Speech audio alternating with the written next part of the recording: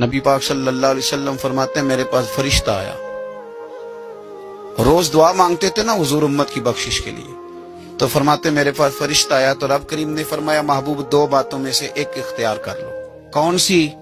کہا محبوب یہاں تو وعدہ کرتے ہیں کہ آپ کی آدھی امت کو بخش دیا جائے گا، یہاں آپ یہ اختیار کر لیں کہ آدھی امت ابھی، اور یہاں آپ سفارش کا حق لے لیں، آپ قیامت میں سفارش کیجئے گا، آپ کا رب آپ کی سفارش کو قبول کر لے گا۔ حضور فرماتے ہیں مجھے اختیار دیا گیا، یہاں آدھی امت کی بخشش کرا لوں، فوراً۔ سودے ہوتے ہیں نا بڑے، یہ بھی انوکھا سودا ہے جو رب کریم اپنے محبوب سے فرما رہا ہے کہ یہاں ابھی آپ اختیار لے لیں، آدھی امت بخشی گئی۔ تو رسول کریم صلی اللہ علیہ وسلم فرماتے ہیں میں نے کہا نہیں مالک آدھی نہیں، تو مجھے سفارش کا حق دے، پھر جس کی میں سفارش کروں تو قبول فرما۔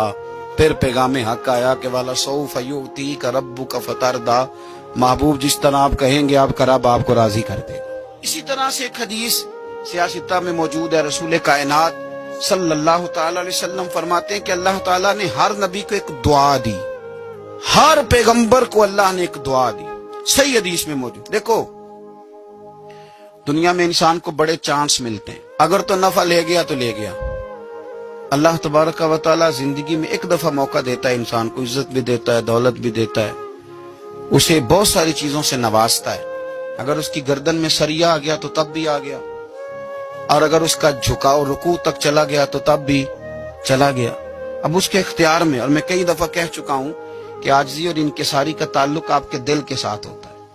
اگر آپ کے باطن میں میل آ جائے کسی بھی سبب سے تو پھر آپ نے اللہ تبارک و تعالیٰ کی کرم کا کوئی شکریہ ادا نہیں کیا۔ نبی پاک صلی اللہ علیہ وسلم فرماتے ہیں حضور کی تو ساری دعائیں قبول ہے نا، فرماتے ہیں ہر پیغمبر کو اللہ نے ایک دعا دی، ہر پیغمبر کو کہ محبوب مانگ لیں، جو مانگیں گے دیا جائے گا، یہ یقینی قبولیت کی دعا ہے۔ حضور فرماتے ہیں مجھے بھی رب نے اجازت دی کہ محبوب ایک دعا کی اجازت ہے، آپ جو مانگیں گے نا قبول کیا جائے گا، مانگ لیں۔ یعنی رب کریم نے فرمایا، خزانوں قدرتوں کے مالک نے فرمایا حبیب جو مانگو گے دے دوں گا، مانگ لیں۔